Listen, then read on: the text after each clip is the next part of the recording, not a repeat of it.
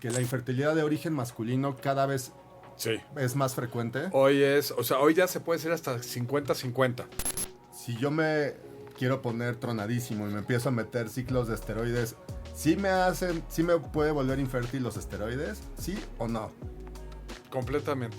O sea, te empieza a afectar el eje, la producción de testosterona intrínseca del testículo. En 8 o 12 horas ya estás bloqueando el eje y en 3-4 semanas estás asespérmico. Los medicamentos más vendidos en México es el sildenafil. No podemos decir marcas, pero medicamentos que se utilizan para la disfunción eréctil. ¿Y todos los demás? 8 de cada 10 pacientes que se echan su sildenafil no lo necesitan. No lo necesitan. Entonces, ¿para qué lo usan? Porque quieren más. Es lo que te dicen. Eso es lo que te dicen. Creo que esas cifras me impresionan mucho porque por un tema de autoestima Exacto. puedes perder el pene. Y aquí en México no lo han regulado. Hola, bienvenidos a Bebé a Bordo o no. Soy el doctor Omar Colín, ginecólogo y biólogo de la reproducción. Este podcast va a tratar acerca de temas relacionados a infertilidad, maternidad o no. ¿Por qué? Pues porque no todas las mujeres hoy día quieren embarazarse o les interesa hablar sobre este tipo de temas.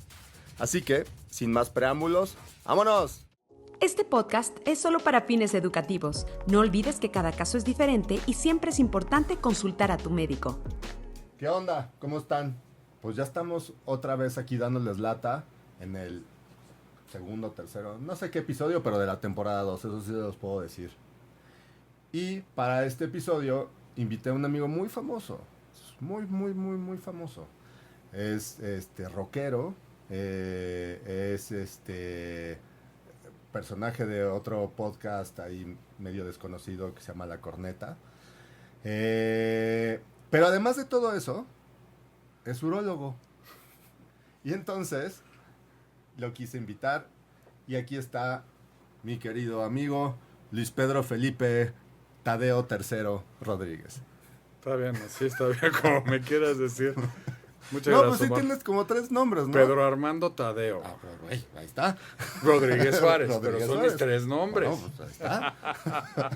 Ahí está. Y bueno, Pedro es urólogo. Es decir, hace lo que a lo mejor todos ustedes saben que hace un urólogo, que si las piedras en el riñón, que si la próstata y demás, todo eso. Pero además, tú hiciste otra cosa, o sea, hiciste urología y después, ¿qué hiciste? Una que se llama andrología, que es una rama que se dedica principalmente a infertilidad, funciones hormonales, problemas en la esfera sexual, microcirugía. Como es una subespecialidad en la uro. Digamos que es como la especialidad, bueno, la subespecialidad del urólogo que se enfoca hacia la infertilidad, entre otras cosas, pero básicamente más para allá, sí. va para allá. Y ese es el por qué acabó en Procrea, ¿no? O sea, no creen que por su etapa de urólogo. Acabó en Procrea por su etapa de andrólogo. A ver, lo primero que quiero preguntarte, que es parte también de las preguntas de la consulta y también va en relación a muchos mitos que hay en la infertilidad hoy día. Si yo te preguntara, de cada 10 parejas con infertilidad hoy día, ¿qué es más frecuente? ¿El factor masculino o el factor femenino?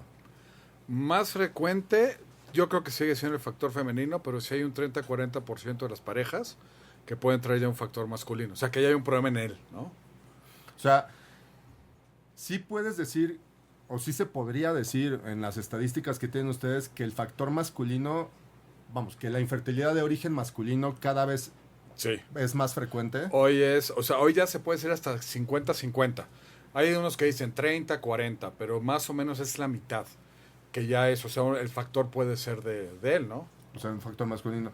Es que hay que tener, o sea, es que también, y muchas veces nos quedamos con que todo parece que está bien en el hombre, pero no lo revisamos. Y hay cosas que ya sabemos que una muestra se puede salir normalitita y tener un montón de problemas atrás. Uh-huh. Entonces también es eso lo importante, ¿no? Cada vez es más común que haya problemas del hombre, ¿no? Para la fertilidad.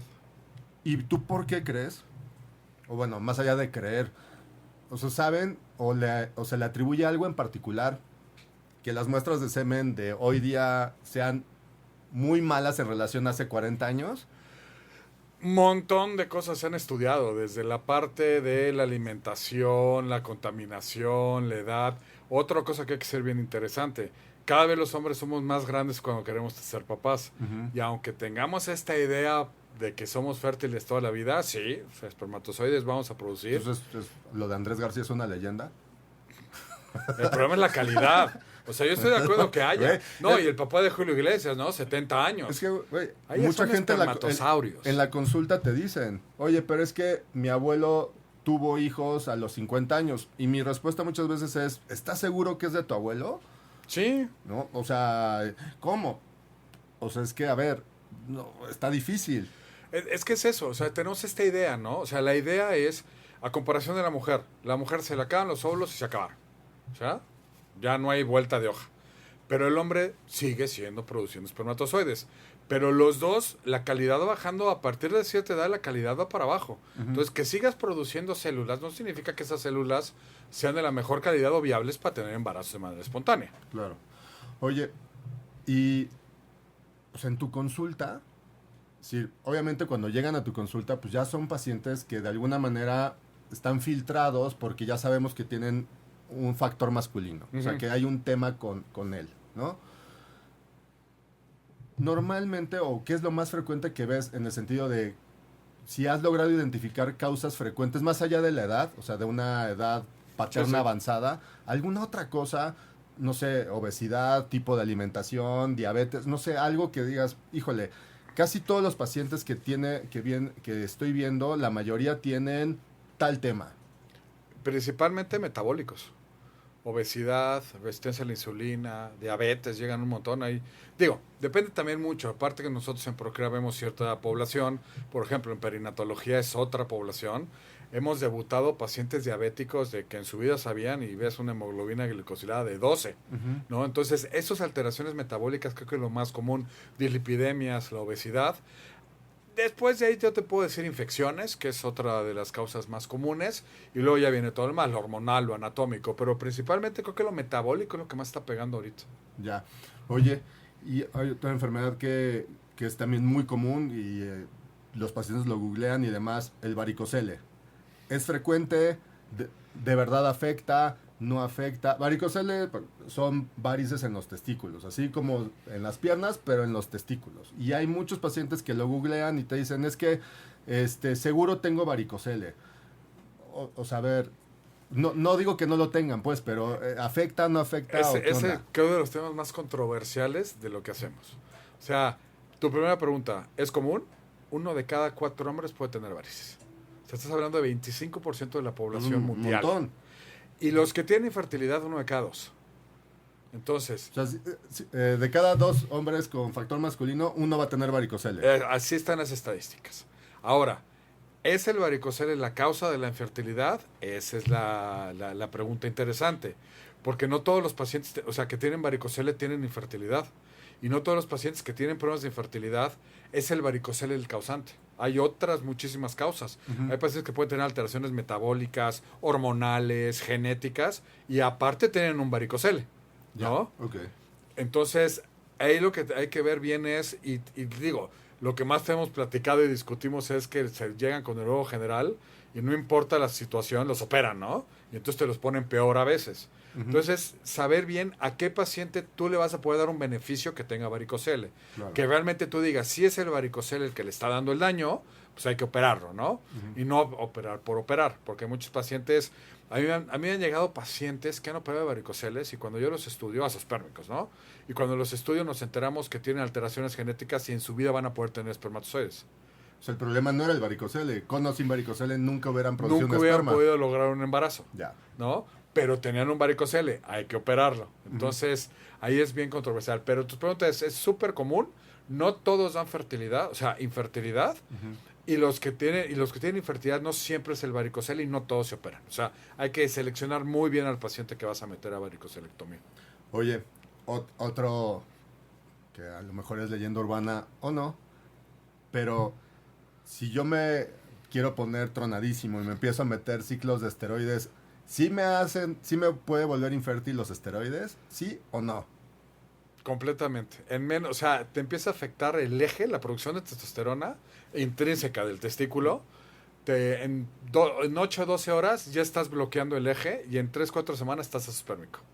O sea, ya no produces espermatozoides. O sea, bueno, puedo estar así. Claro. O sea, estás como nube, pero con los testículos bien chiquitos y azospérmico. Y eso es normal. Estás sustituyendo la función de la testosterona que hace en el cuerpo, la parte de la musculatura, de la energía, todo esto la estás sustituyendo, pero el testículo, que es el que realmente la tiene que producir y hace todas las demás funciones, lo estás mandando a dormir. O sea, el testículo deja de trabajar. Oye, a ver, como me dijo un paciente, pero si me pongo poquito... Ni poquito. A ver. Porque así te dicen, no, pero es así como una embarradita y ya nada más, nomás para la competencia y ya. Que va a afectar, va a afectar. Ahora, lo más interesante es no que afecte, porque afecte sabemos que va a pegar, pero lo importante aquí es si los vas a poder recuperar o no. Porque si tú tienes una situación y te tienen que poner una dosis de testosterona, probablemente no te va, o sea, te vaya a dejar azospérmico, te vaya a bajar la cuenta, pero en cuanto la dejas, recuperas. Aquí tiene que ver la dosis, el tiempo y el tipo de testosterona que se ponen, pero los fisicoculturistas se están metiendo dosis que son suprafisiológicas completas. Bueno, o no o sea, gente del gimnasio, pero no sabe los ciclos. O sea, si tú una testosterona normal la tienes que estar aplicando cada 2 a 3 semanas, a estos cuates les dan esquemas de, en una semana te pones 3, y aparte anabólico, y aparte una de 3 meses para ponerte... Pues estos cuates están con unas dosis y deja tú, o sea, nosotros nos importa mucho la infertilidad, pero lo más preocupante es la salud. O sea, a mí me han llegado pacientes a punto de trombosarse. O sea, con un hematocrito de 64, por ejemplo. Ya. ¿Por qué? Porque te hace la sangre más densa, pero no los controlan y entonces a la pregunta de reproducción es, sí, y así te lleva a azoospermia. Y la pregunta más interesante es, y saber es, ¿los vamos a poder recuperar o no? Hay gente que los recuperamos en meses, hay gente que son años y hay gente que nunca los recuperamos. Bueno, pero estamos... Pero están bien tronados. Tengo un paciente... Unas por otras. Tengo un paciente con Esteban que lo queremos mucho. Nos tardamos 2 años en sacarle espermatozoides. Ya tienen un hijo, ya están felices. Y otra me habló para preguntarme si ya podía regresar a los chochos. O sea, para... Otra vez. Entonces, se les hace como una adicción. Sí, o sea, sí, tal cual, ¿no? Pero bueno, pues son unas... Pero sí. Son unas por otras. La pregunta es sí. Oye, hace rato dijiste que una de las principales causas de factor masculino o de infertilidad de origen masculino era el tema de que ya la gente se está esperando más tiempo para buscar el primer bebé, ¿no? Así como ya hemos platicado de a qué edad empieza a disminuir la reserva ovárica de la mujer, a ver, lo mismo para el hombre. ¿A qué edad la calidad del semen o la cantidad, vamos, las características del esperma empiezan a caer? O sea, porque ya dijiste también, vas a seguir produciendo. Ahora, calidad no te la puedo asegurar. Hay una edad en el hombre en la que fisiológicamente, o sea, de forma natural, un hombre sano, simplemente porque llega a X edad, ¿empieza esto a declinar? Sí, viene de la mano de la testosterona. O sea, así como vienen las hormonas en la mujer, igual el hombre. Tenemos un pico, o sea, empezamos a producir testosterona en la pubertad, sube y nos vamos así toda nuestra vida adulta, y a partir de los 35 la curva empieza a ir para abajo. Entonces... Yo creí que era a los 40. Desde los 35 ya empieza a bajar la testosterona, poco a poco. No es que a todo el mundo le vaya a dar síntomas. Sí. Pero va muy de la mano, porque la testosterona a nivel del espermatozoide, su función es madurar. O sea, la testosterona se dedica a los que ya están ahí madurarlos. Okay. Entonces va bajando y va de la mano. O sea, va empezando a bajar la testosterona y va cayendo la calidad. Entonces, a partir de los 35 es cuando empieza a disminuir la calidad. La calidad. Uno es menos, uno más. Depende un montón de factores. Sí, ¿no? Sí, hablando de un hombre sano, porque pues, si tiene obesidad, diabetes, bla, bla, a lo mejor es otro rollo. Pero hablando de un hombre sano, tan solo por cumplir 35 años, empieza a caer. Empieza a disminuir la calidad espermática. No no que cuando sople las 35 velas se va a caer todo. Exactamente. Pero no es lo mismo que hace 10 años. Bueno, nunca va a ser, pero no, seguimos siendo jóvenes. Oye, ¿y qué tan difícil? Porque a ti ya te llegan filtrados esos pacientes. ¿Qué tan difícil es platicar con los pacientes? Y eso ahí entra un tema de cultura en la que vivimos. Es decir, es fácil decirle a un paciente no decir la palabra culpable, porque aquí no hay culpable, sino... Exacto. Aquí el tema para ustedes lograr un bebé es que tengo que trabajar con él, tengo que trabajar con el esperma. O sea, aquí el factor de infertilidad es masculino. Entonces, es fácil abordar y decirle a un paciente que está joven y vigoroso y demás, decirle, es que necesito darte tratamiento porque el problema está contigo. O sea, te es fácil eso. Porque esto lo pregunto porque normalmente cuando entra una pareja al consultorio de infertilidad, ya de entrada ella se asume que ella es la que tiene el problema que impide lograr el embarazo, ¿no? Y después a veces, en algunas ocasiones, el tema viene de factor masculino. Entonces, a ti es la parte que te toca. ¿Es fácil abordar a los pacientes? A veces, o sea, depende mucho del paciente, pero porque aparte cuando los empiezas a interrogar vas a tocar temas que eso no se la saben. O sea, a ver, tú llegas con con la mujer y tú ya sabes qué le vas a preguntar, pero las mujeres están acostumbradas.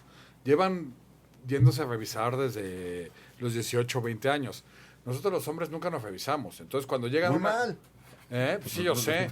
Pero cuando le dice la esposa, tienes que ir a ver, yo lo primero que les pregunto es que si saben a qué vienen. Porque muchas veces les dicen, vete a ver al doctor, y llegan así como no tienen ni idea de a lo que van.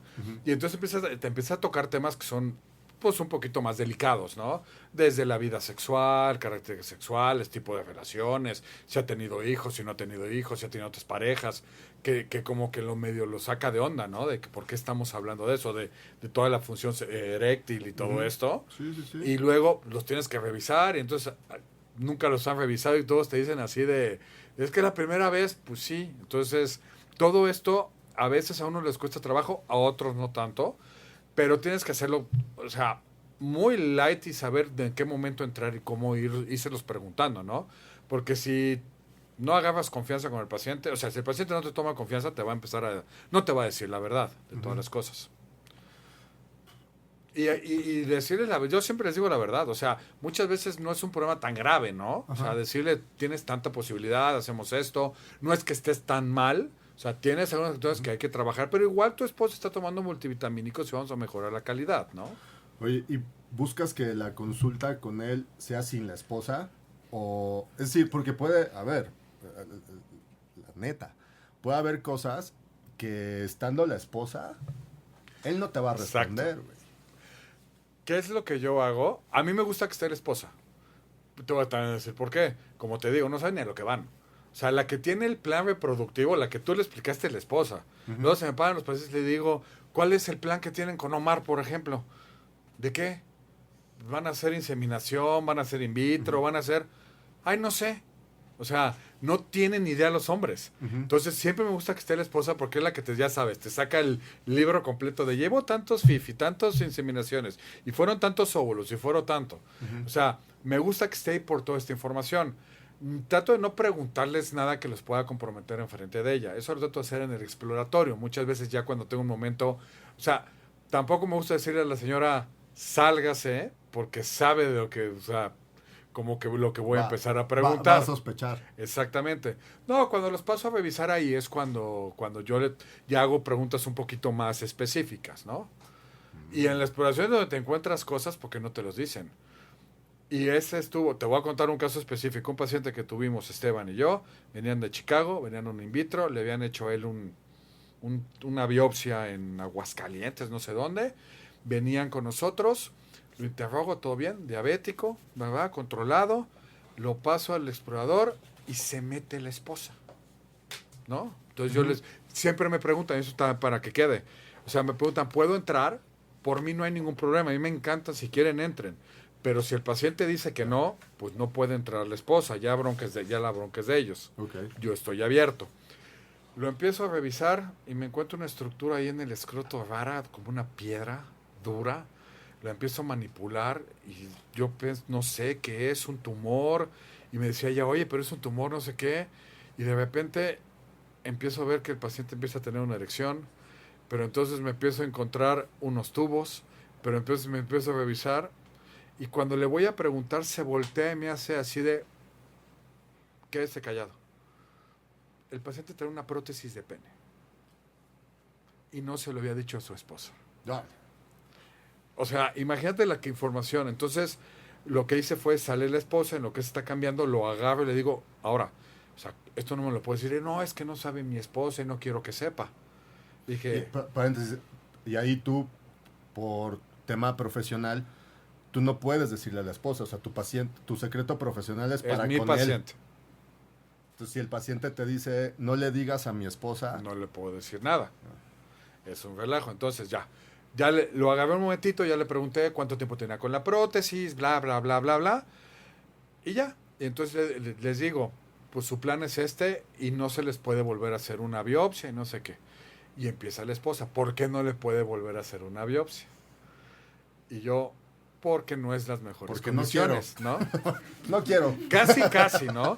Porque Se no van quiero. y los siguientes 3 días la esposa no dejaba de marcarle a Esteban y marcarme a mí de por qué no le vamos a hacer la biopsia, por qué no vamos a hacer la biopsia. La biopsia no se la íbamos a hacer porque está contraindicada, porque trae una prótesis que costó casi $16,000 la prótesis. Y si yo abro el escroto y se infecta, puedo infectar la prótesis, se quita la prótesis y adiós la erección y adiós todo. Entonces, pues no le puedes hacer un procedimiento.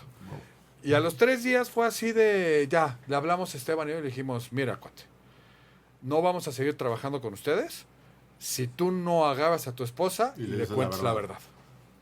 Porque la traemos encima y ahora los culpables somos nosotros porque tú estás escondiendo información con ella. Entonces, si tú no hablas con ella y tiene toda la información tu esposa, no somos tu clínica y vete a buscar a ver otra opción. Oh. No, o sea, escondiendo imagínate. O sea, pero además te vas a pensar todo lo que tuvo que hacer este paciente para ir a operarse escondidas y el posquirúrgico.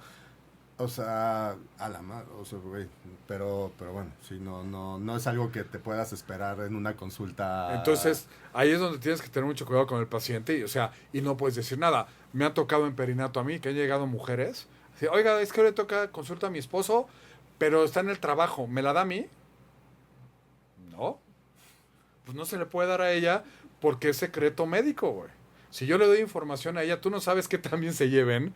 Tú le puedes darle una información de algo que salió. Tú no sabes a dónde va a llegar. Y eso acabe en un escándalo y a ti te pueden demandar por estar dando información al paciente. Sí, o información privada. Información privada, aunque sea su esposa. Claro. ¿Cuántos conocemos que sí son esposos, pero no? Están buscando por dónde.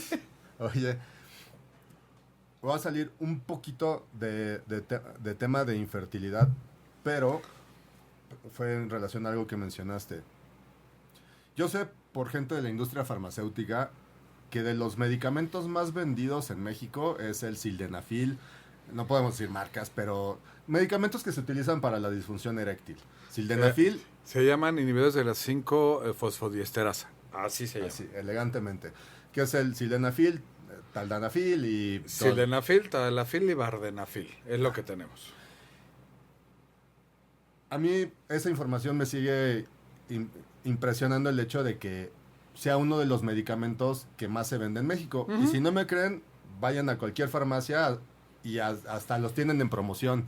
Así están los chocorroles y el sildenafil. No, porque dices... y entonces así de 2 por 1. Es más caro los chocorroles. Y es que el problema es que no es solo que no digas marcas. O sea, los que iniciaron con estos medicamentos, una vez que perdieron las licencias, hoy han salido 800 nombres más, ya de genéricos, y entonces es más barato y ya no sabes ni lo que se están comprando. Sí, por eso te digo, puede ser más caro un paquetito de 2 chocorroles versus una de estas. Ahora, ¿por qué se venden tanto en México? O sea, ¿por qué? Es que no es en México, es en el mundo.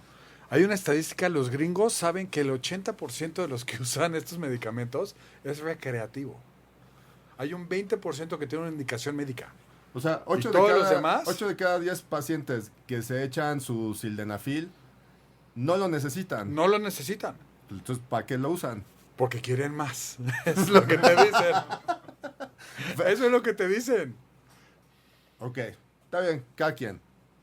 Ahora, la siguiente estadística también no deja de sorprenderme. Es el medicamento o de los medicamentos más vendidos, pero además, los que más los compran son hombres jóvenes. Sí, por lo mismo. Te dicen que les sirven para tener más, irse de fiesta y saben que van a estar con una chava y para estar mejor. O sea, no les hace falta. Pero es esta mentalidad De de más y más. Sí.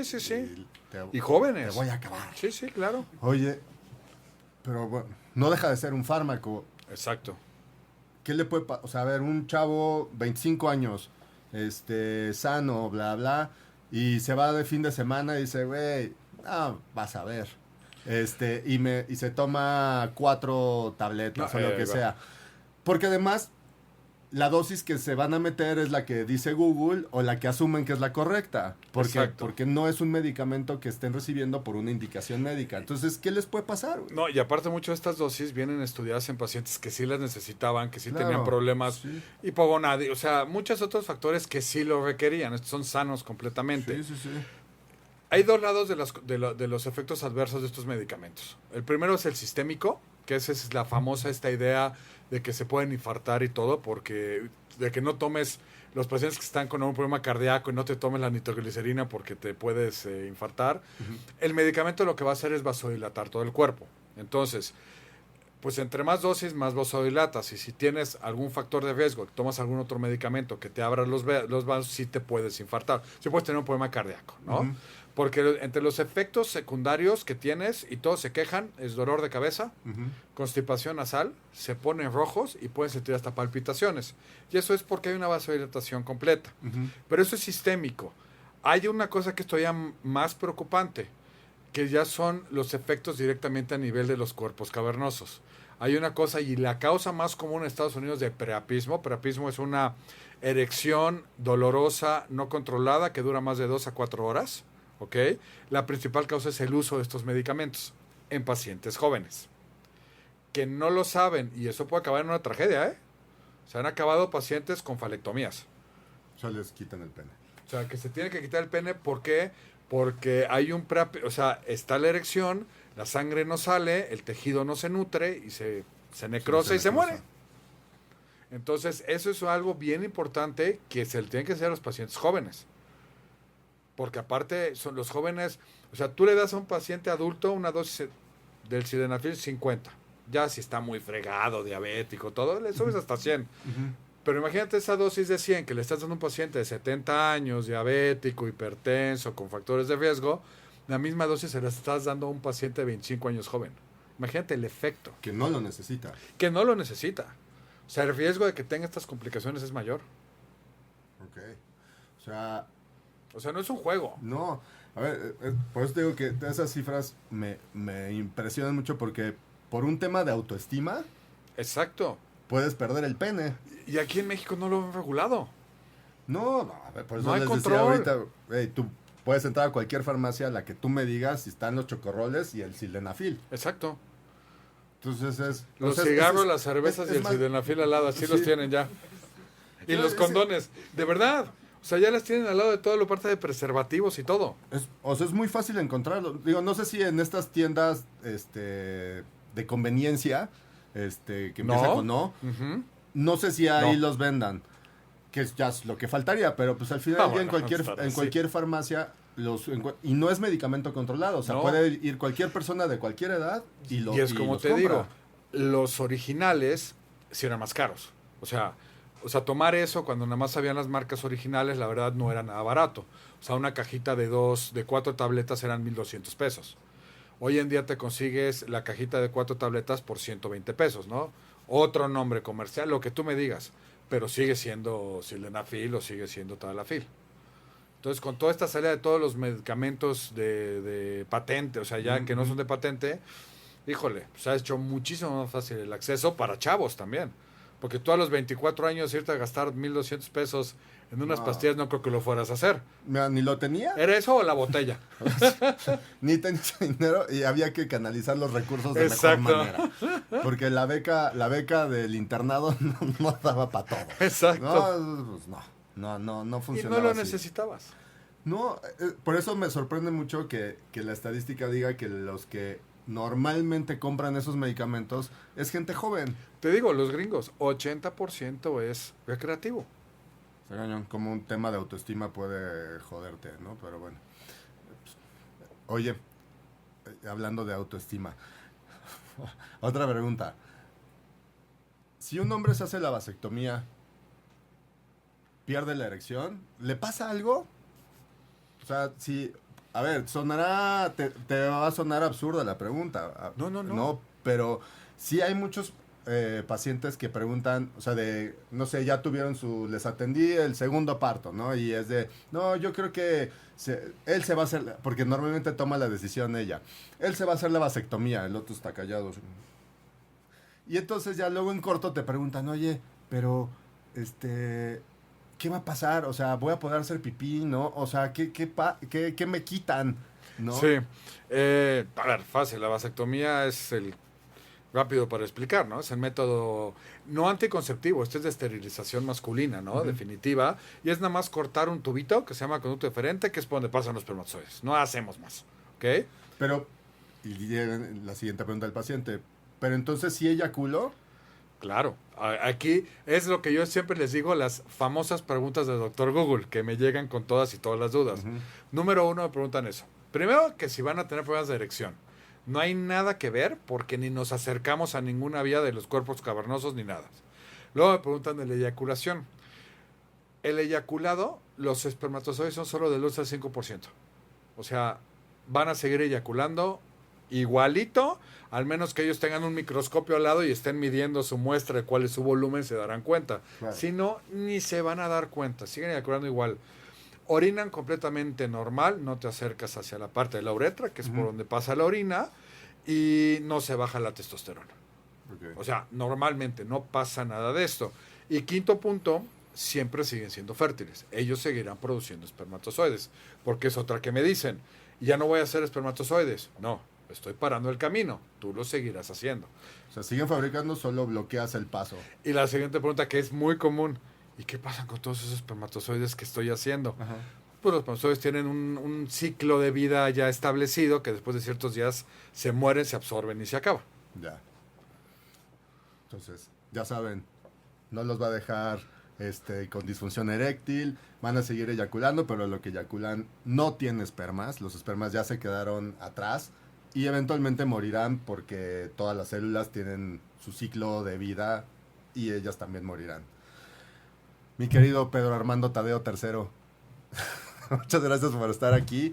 Gracias a ti, Omar, por la invitación. En este gran podcast que se llama Bebé a Bordo, ¿no? No, neta, muchas gracias por estar aquí y por dar una explicadita de todo esto, que muchos de ellos son leyendas urbanas, pero se hacen muy grandes y tratan de convertirse en una realidad, ¿no? Entonces, pues bueno, si tienen más dudas, como siempre les digo, vamos a poner sus redes y si no, vayan a Procrea y ahí está Pedro Armando Tadeo III y él pues les podrá ampliar las dudas que tengan. No, gracias a ti, Omar. Adiós.